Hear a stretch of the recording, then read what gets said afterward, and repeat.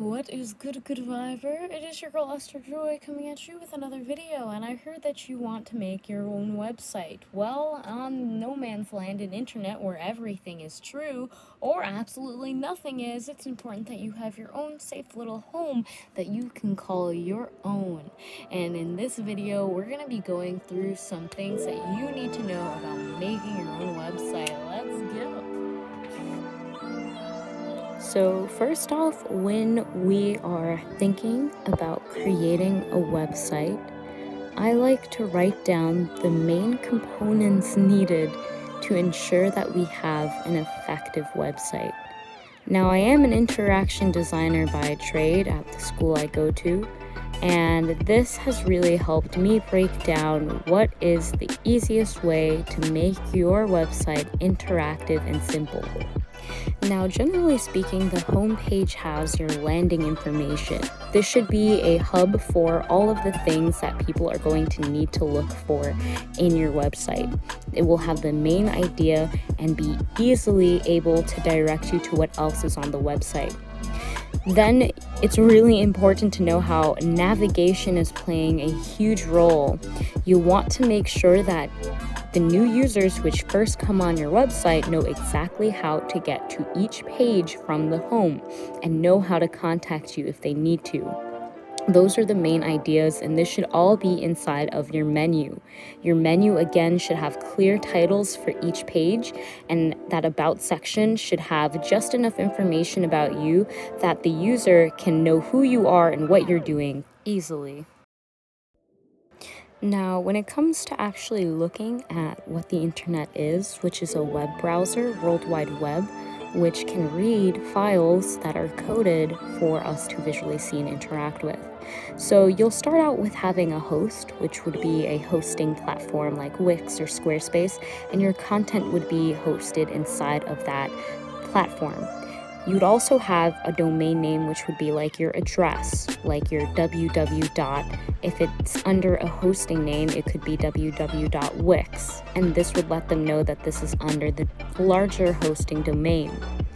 When you are doing more professional work, it's really important that you have your own domain name that is broken away from these hosting platforms, but starting out, it's definitely more friendly, and you can always find a hosting platform to buy domains like GoDaddy and so many others that we'll talk about now. So you could do a lot of research on different web hosts and get a lot of feedback and data about them all. So it's really important that you do your own research, and I'll share some research that helped me with building my website.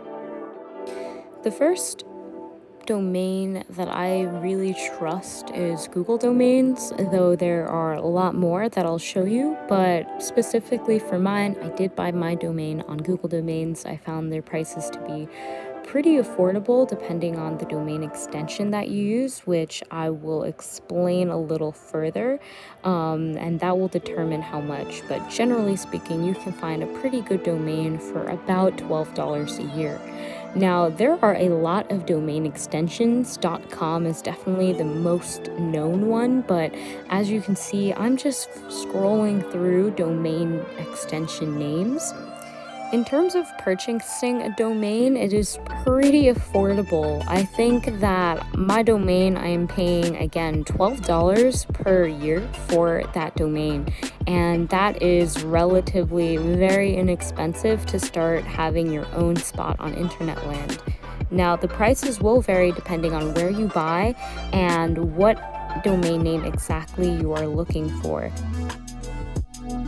Now, here is a little freebie for those university college students out there that are looking to open up their websites. If you look up Namecheap.me free, or Namecheap education program will pop up, where you will be able to get a free domain name, a free .me, for I believe about a year or more, and this will be a lot of opportunity for you to kind of explore what it's like to build your own domain and really explore that. So I definitely have been using this and plan to use it for my senior portfolio, and I found it to be so much easier than buying another domain. Now, the Wix is a great web hosting and domain platform because you can pretty much make a free website super easy and user-friendly and drag and drop all of the elements that you need. Though there's a lot less flexibility with the design, you can get a free .wix domain name. Now, it's really important that you do your own research. Again, I can only share a little bit of what helped me get through it. And personally, I knew already that I wanted to have a hosting platform that allowed a lot of freedom and flexibility with design, but also had a structure that I could turn to, as well as a domain name that I can remember easily and sticks to my brand. So doing your own research and figuring out what works best for you if you're just looking to start a free blog, there are a lot of different platforms like WordPress, Squarespace, Wix, Weebly, and they all have, I believe, free plans, and you might have to check me and do your own research to ensure that. But there are a lot of different ways to start up your own website and just get familiar with the virtual digital space. Now, the first time I ever created a website, it was for an English project where we created blogs. And blogs are a great way to get used to the digital space and sharing content that you're passionate about. I created my first blog for free using Blogger, also known as Blogspot, and it gave me a free .blogspot.com domain name. This was really useful for just understanding the structure and what typically creates a website in terms of the content and what you can find in terms of organizing your content in the menu and all of that good stuff. So, good Viber.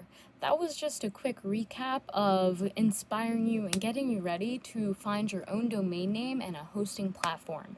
Currently, I'm actually using Ghost for my website, and that's the hosting platform. And as I mentioned in the video, I bought my domain off of Google Domains. I also have one from Namecheap as well for school.